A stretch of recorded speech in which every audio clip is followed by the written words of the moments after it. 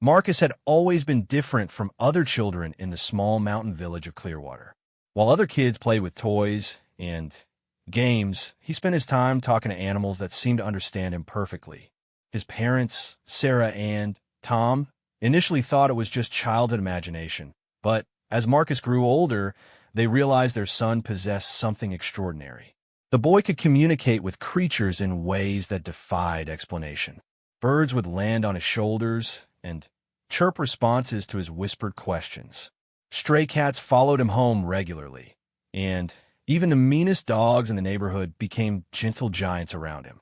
The villagers called him the Animal Whisperer, though some whispered darker things behind closed doors. Marcus's best friend wasn't human at all. Deep in the caves that honeycombed the mountainside lived a creature that most people would run from in terror. But to Marcus, she was simply Luna, an albino dragon no bigger than a horse, with scales that shimmered like fresh snow and eyes the color of winter sky. Luna had been alone in those caves for decades, hiding from humans who feared her kind. Their friendship began when Marcus was 8 years old. He had been exploring the mountain paths, following an injured rabbit he hoped to help, when he stumbled upon Luna's hidden cave. Most children would have screamed and run, but Marcus felt only curiosity and wonder. Luna, surprised by this small human who showed no fear, allowed him to approach. "You're beautiful," Marcus had whispered, reaching out slowly to touch her snowy scales. Luna had never heard such words from a human before. From that day forward, they met regularly in secret. Marcus would bring her food and stories from the village, while Luna shared the ancient wisdom of her kind and taught him about the hidden magic that flowed through the mountain. Years passed, and their bond grew stronger. Marcus learned to speak Luna's native tongue, a series of melodic growls and chirps that sounded like wine through crystal caves. Luna taught him about healing herbs and the old ways of magic that most humans had forgotten. They were the closest of friends, united by their shared status as outsiders in their respective worlds. When Marcus turned 16, everything changed. His younger sister Emma, who had always been jealous of the attention Marcus received for his unusual abilities, followed him to the cave one evening. She watched in horror as her brother embraced the white dragon and spoke to her in that strange, musical language. Emma ran straight home and told her parents what she had seen. Word spread quickly through the village, and by morning, a crowd had gathered outside the family home. Fear and anger filled the air as neighbors demanded to know why the Hendersons had kept this dangerous secret from everyone. "That boy is consorting with monsters," shouted old Mrs. Patterson, her voice shaking with rage. "He's brought evil to our doorstep." "Dragons are killers," added Jake Morrison, the village blacksmith. "Everyone knows that. How long before it decides we'd make a nice meal?" Marcus's parents found themselves caught between protecting their son and appeasing their frightened neighbors. Tom tried to explain that Marcus had never been in danger, that this dragon was different somehow, but his words fell on deaf ears. The villagers had made up their minds. "Either that beast goes, or we make it go," declared Mayor Williams, his face grim with determination. "We won't have our children threatened by some pet monster." Sarah pleaded with the crowd, tears streaming down her face. "Please, you don't understand. Marcus would never put anyone in danger. This creature, Luna, she's been protecting our village for years. The wolves stopped attacking our livestock because she keeps them away. The mountain passes stay clear of rock slides because she maintains them. But fear had taken hold, and logic had no place in the mob that was forming. Someone had brought torches, others carried hunting rifles and makeshift weapons. The crowd was growing larger and angrier with each passing hour. Marcus watched from his bedroom window as his neighbors, people he had known his entire life, transformed into something frightening and foreign. His heart broke as he realized that his friendship with Luna had become a death sentence for them both. That night, Marcus snuck out of the house and raced to Luna's cave. He found her waiting for him, her pale eyes reflecting the moonlight like twin stars. Somehow, she already knew what had happened. They want to kill you, Marcus said, his voice cracking with emotion. The whole village is coming tomorrow with weapons. You have to leave, Luna. You have to go somewhere safe. Luna nuzzled against him gently, her warm breath creating small clouds in the cool mountain air. Through their special connection, she showed him images of other places she could go. Distant mountains where humans never traveled, hidden valleys where other dragons might still live. But Marcus couldn't bear the thought of losing his dearest friend. There has to be another way, he whispered desperately. There has to be something we can do. Luna's response came not in words, but in a flood of images and emotions that filled Marcus's mind. She showed him visions of the old days, when dragons and humans had lived in harmony. She shared memories of ancient pacts and forgotten ceremonies that had once bound their species together in friendship rather than fear. Among these visions was something that made Marcus's heart race with hope. There was a ritual, Luna revealed, a way to prove to humans that dragons were not monsters. It required great courage from both dragon and human, and the outcome was never certain. But it might be their only chance. Show me, Marcus whispered, gripping Luna's snowy neck. Show me everything. As Luna began to share the details of the ancient ritual, neither of them noticed the small figure hidden in the shadows at the cave entrance. Emma had followed her brother once again, and this time she was determined to hear everything. Her young mind couldn't understand the complex emotions and magical concepts being shared between Marcus and Luna, but she caught enough to know that they were planning something big, something that would change everything forever. The next morning would bring the mob to Luna's cave, armed and ready for battle. But Marcus and Luna were preparing their own surprise, one that would either save their friendship or destroy them both. The boy who could speak to animals was about to attempt something no human had tried for over 1,000 years. The ritual of the sacred bond. And somewhere in the darkness, Emma was racing back to the village with news that would make everything so much worse. The morning sun had barely crested the mountain peaks when Emma burst into her parents' bedroom, her face flushed with excitement and fear. She had run all night, her mind spinning with what she had overheard in Luna's cave. They're planning something, she gasped, shaking her mother awake. Marcus and that dragon, they're going to do some kind of ritual. Something about a sacred bond. Mom, I think Marcus is in terrible danger. Sarah sat up quickly, her heart immediately racing. She had been awake most of the night anyway, worried sick about her son who had never come home. What are you talking about, Emma? What ritual? Emma explained everything she had heard and seen, her words tumbling over each other in her haste. She described the visions Luna had shown Marcus, the ancient ceremony they were planning, and the desperate hope in her brother's voice when he agreed to attempt it. Tom was already pulling on his clothes before Emma finished speaking. I'm going to get him, he declared. Whatever foolishness he's planning, he's not doing alone. But Sarah grabbed his arm, her face pale with a sudden realization. Tom, wait. The villagers, they'll be heading to the cave soon. If we go now, we'll lead them straight to Marcus and Luna. Indeed, through their bedroom window, they could already see people gathering in the town square. Mayor Williams was organizing them into groups, distributing weapons and torches despite the early hour. The fear and anger that had been building all night had reached a dangerous peak. Meanwhile, in Luna's cave, Marcus was learning about the sacred bond ritual that hadn't been attempted for a millennium. Luna explained that it was originally created by the first dragon riders, humans who had formed such deep connections with dragons that they could share thoughts, emotions, and even life force. The ritual was dangerous because it required complete trust and vulnerability from both participants. The human would have to open their mind completely to the dragon's consciousness, while the dragon would have to share their magical essence with the fragile human psyche. If either party harbored any fear, doubt, or hidden malice, the ritual could kill them both. But if it succeeded, the bond would prove to any observer that the dragon meant no harm to humans.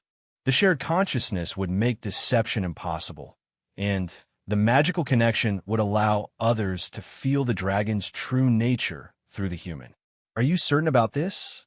Luna asked Marcus through their mental link, her ancient eyes reflecting centuries of wisdom and pain. Once we begin, there is no turning back. Your people may not accept what we become. Marcus looked at his dragon friend, this gentle creature who had been his closest companion for 8 years. He thought about all the times Luna had comforted him when other children mocked his strange abilities.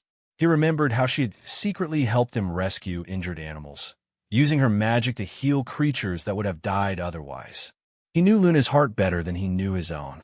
I trust you completely, Marcus replied, both aloud and through their mental connection. We've been bonded in spirit for years. This ritual will just make it official. They moved to the deepest chamber of Luna's cave, where ancient symbols were carved into the walls. Luna explained that these markings had been made by dragons and humans working together centuries ago, when their species lived in harmony. The symbols would help focus the magical energies needed for the ritual. As they prepared, Luna taught Marcus the words he would need to speak. They were in the old language, the original tongue that both dragons and humans had shared before fear and misunderstanding drove them apart. The words felt strange on Marcus's tongue, but somehow familiar, as if he had always known them. When the villagers come, Luna explained, you must call out to them in your human language first. Tell them you need their help. This is important. The ritual requires witnesses who care about you to work properly.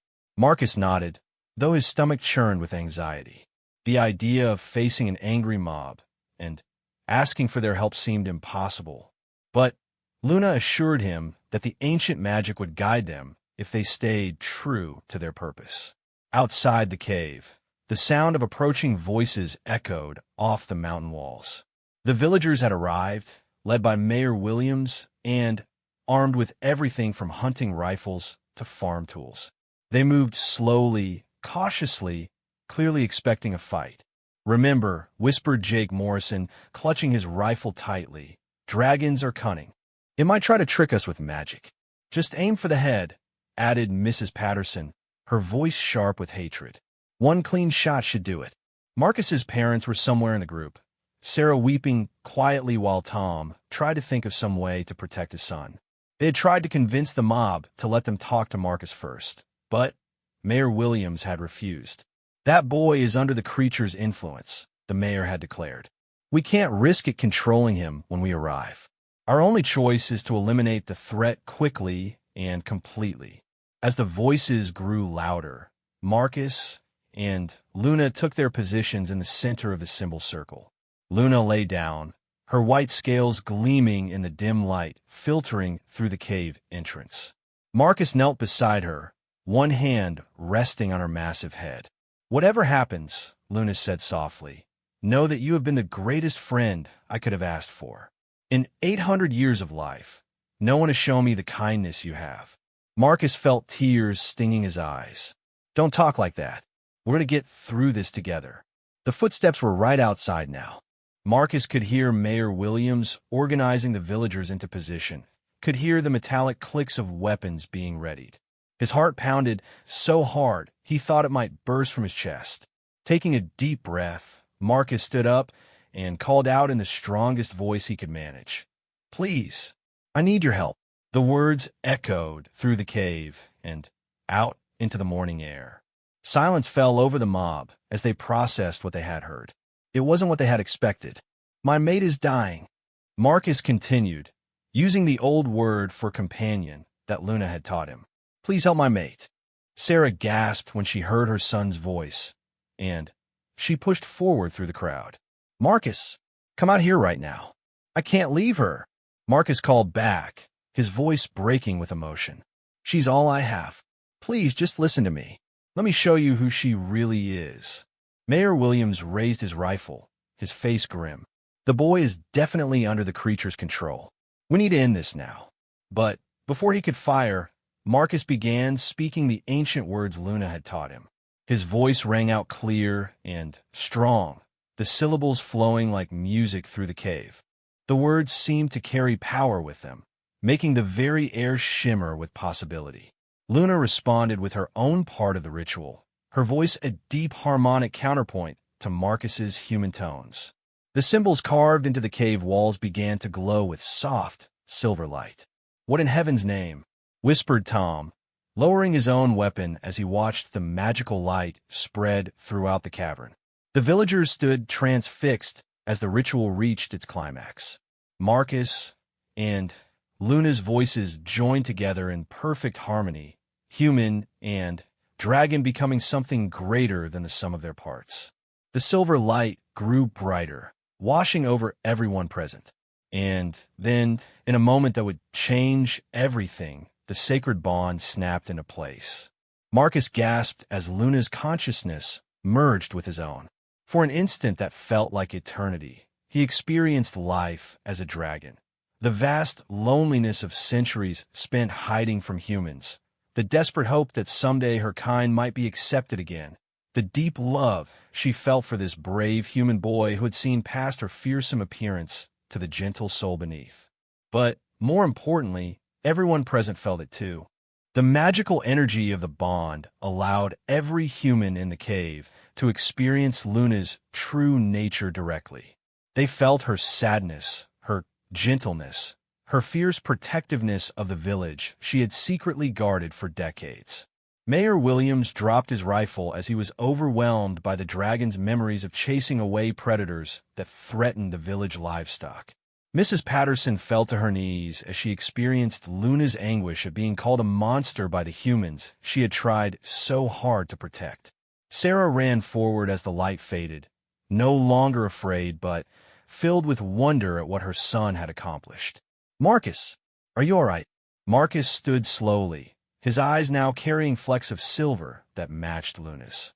The bond was complete, and he could feel his dragon friend's consciousness intertwined with his own like golden threads. "I'm better than all right," he said quietly, his hand resting on Luna's snowy neck. "We both are."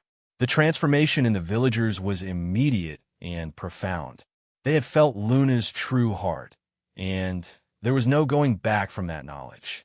The creature they had come to kill was revealed as their secret protector, the guardian angel they had never known they had.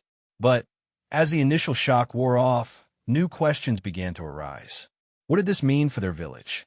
How would things change now that a human and dragon were bonded? And most pressingly, what would happen when word of this reached the outside world? Because in the distance, barely visible on the mountain road, a convoy of black vehicles was approaching Clearwater. Someone had reported the dragon sighting to the government, and now federal agents were coming to investigate. The real test was just beginning. The black SUVs rolled into Clearwater just as the villagers were making their way down from Luna's cave, their worldview forever changed by what they had experienced. The federal agents who emerged from the vehicles wore serious expressions and carried equipment that looked both expensive and dangerous. Agent Catherine Price, a stern woman in her 40s with short gray hair, had been investigating supernatural phenomena for the Department of Extraordinary Affairs for over 20 years. She had dealt with everything from psychic children to werewolf packs, but a confirmed dragon sighting was something else entirely.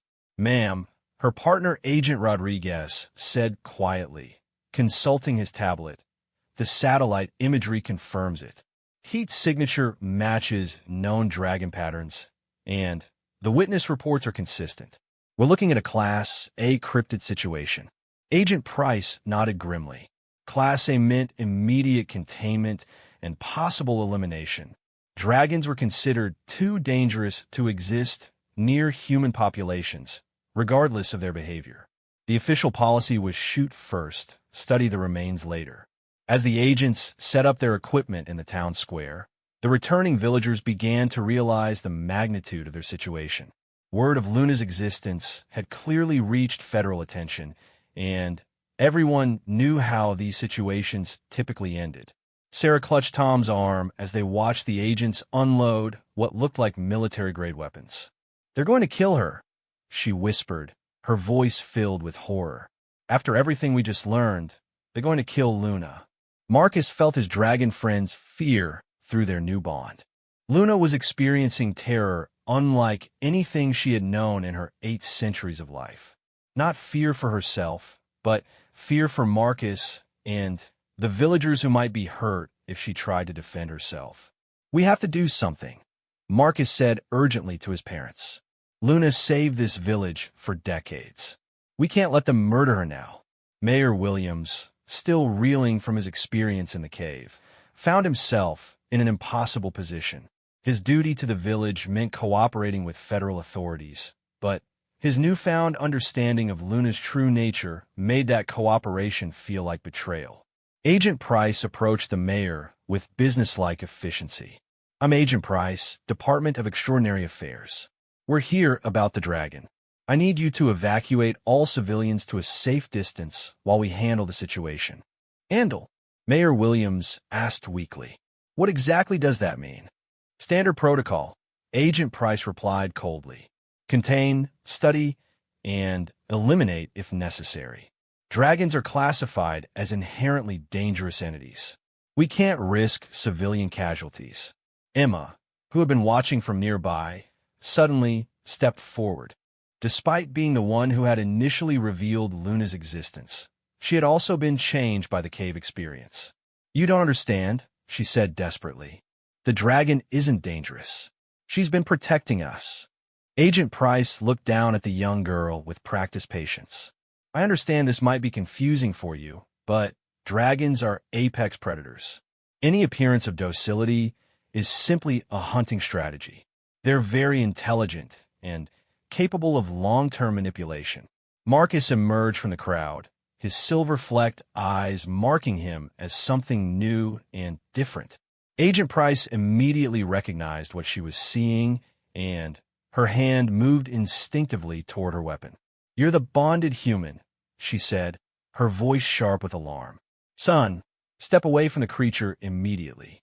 Dragon bonds are a form of mental parasitism. The entity is controlling your thoughts and actions."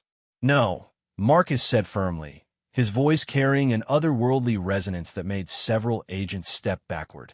"Luna isn't controlling me. We chose to bond freely. She's not a monster. She's been this village's guardian for decades." Agent Rodriguez consulted his tablet again, frowning at something on the screen. "Ma'am, I'm seeing some unusual readings here. The thermal patterns suggest the dragon hasn't moved from its cave in several days. Most predatory cryptids show territorial patrol behaviors." "Irrelevant," Agent Price snapped. "The creature could be injured or planning an ambush. We proceed with standard elimination protocol." But as the agents moved toward the mountain path, something unexpected happened.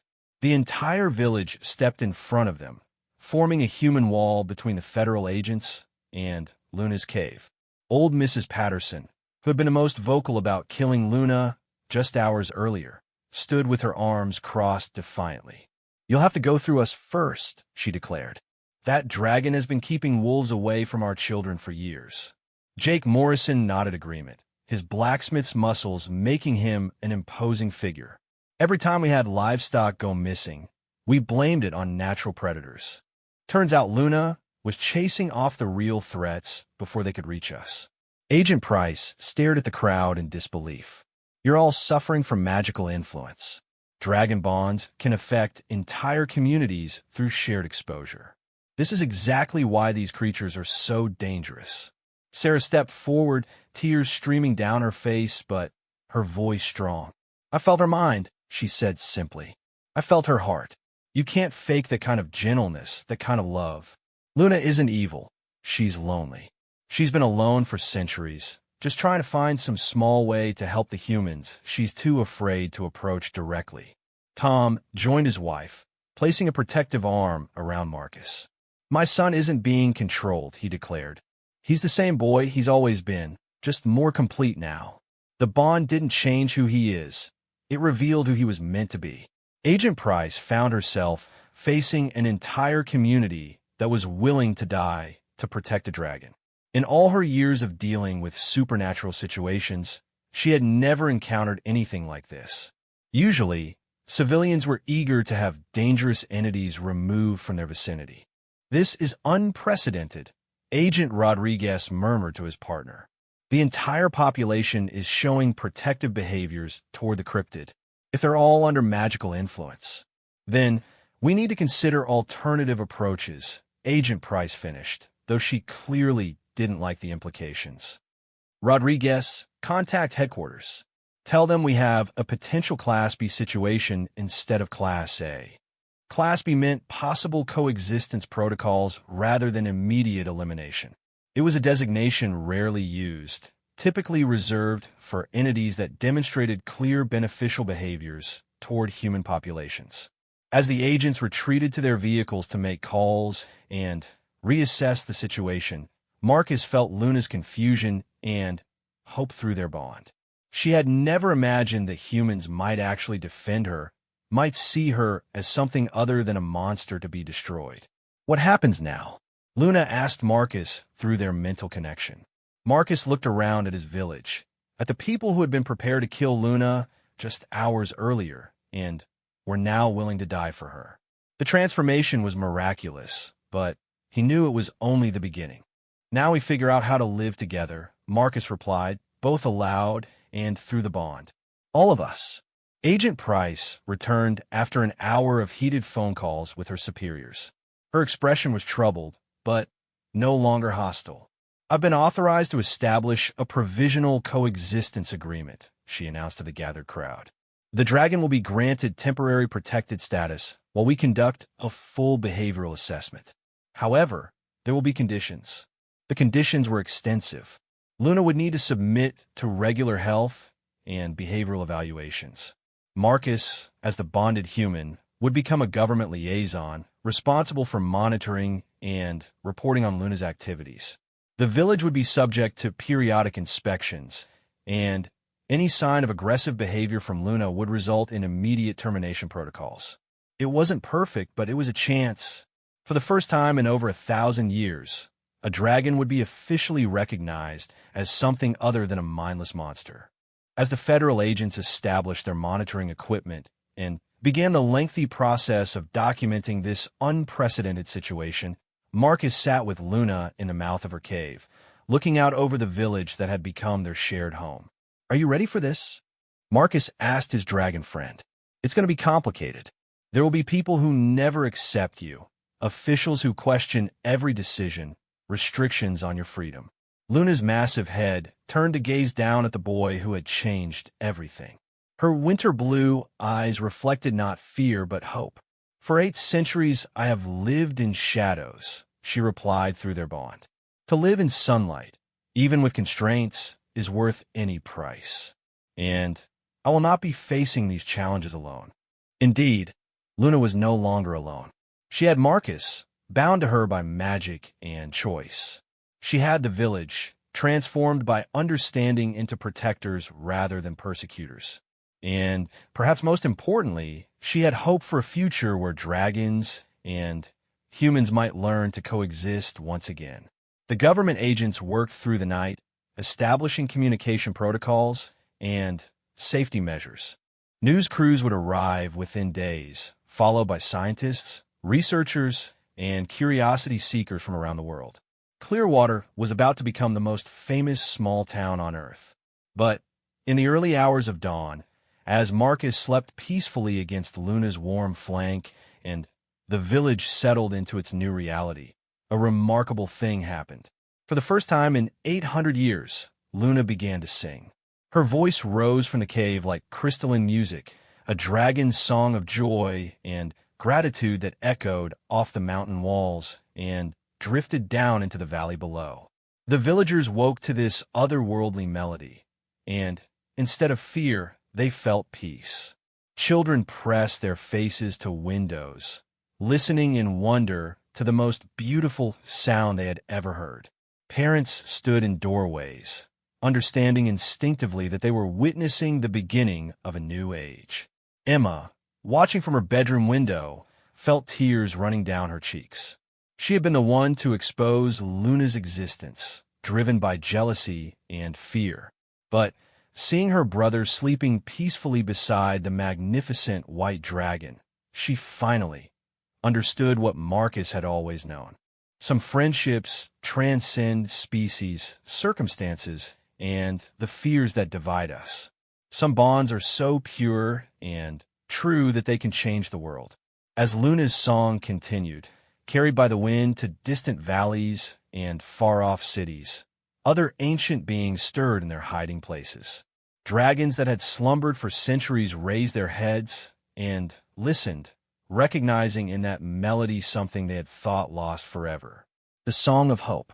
The age of fear was ending. The age of understanding had begun. And it all started with a boy who cried out for help for his mate, and a dragon who answered with her heart.